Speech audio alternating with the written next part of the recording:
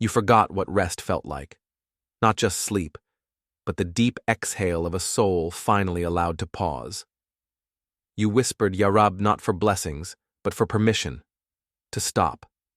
To finally let your shoulders drop, your guard soften.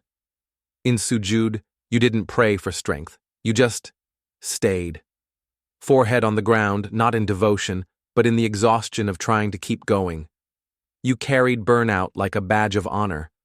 Every time you said, I'm fine, you apologized to Allah for needing to rest. You thought maybe Allah wanted productivity, that showing weariness meant you were failing Him, that devotion meant no cracks, only output. But what if rest wasn't laziness? What if your soul's exhaustion was a sign it was time to return to its fitrah? You thought faith meant endless giving, that showing limits meant you were failing Allah. But the pressure to be always on, it distanced you from the one who gives rest. You apologized for your silence, for your neediness, for the ache in your chest when you saw others serving effortlessly. You thought Allah wanted output, not your trying heart.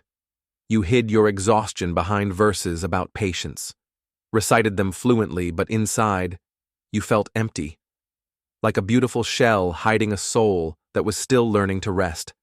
They said, just push through. But pushing felt like a lie when your soul was screaming for rest. You felt guilty for needing to stop. You stopped making dua for rest, not because you forgot Allah, but because you felt too unworthy to ask for pause when your soul was meant to serve. You believed your burnout disqualified you from rahmah, that maybe you were too tired, too drained, for even the most merciful to refresh. Allah says, and it is He who made the night for you as clothing and sleep, a means for rest, and made the day a resurrection.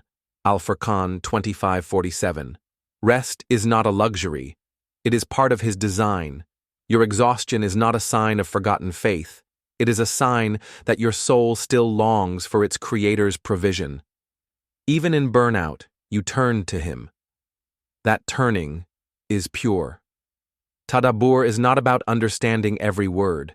It's about letting the Qur'an find the parts of you that ache for rest.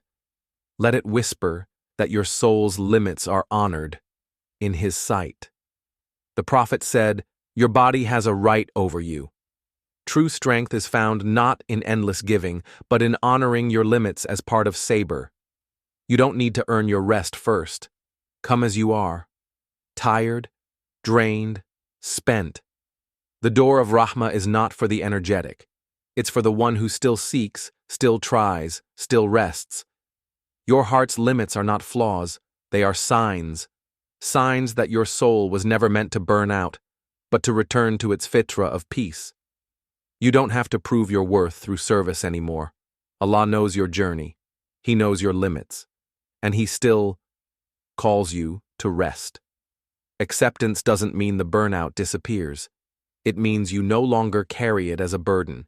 It means you can whisper, Ya Rab, and know, rest is already written for you. Your sujood is not empty. Your silence is not void. Every moment you turn to Him, even in fragments, even in exhaustion, was a thread weaving you closer to His rahmah. You are not too tired. You are not too drained. You are exactly where His mercy was meant to find you. And that mercy starts with breath. Let go of the need to be productive. Let go of the fear of being resting. Just breathe. Just be. Just trust that you are worthy of the peace that was always meant for you. This is not the end of your story. This is the moment you stop fighting rest. This is the moment you remember. Your soul was never meant to burn out.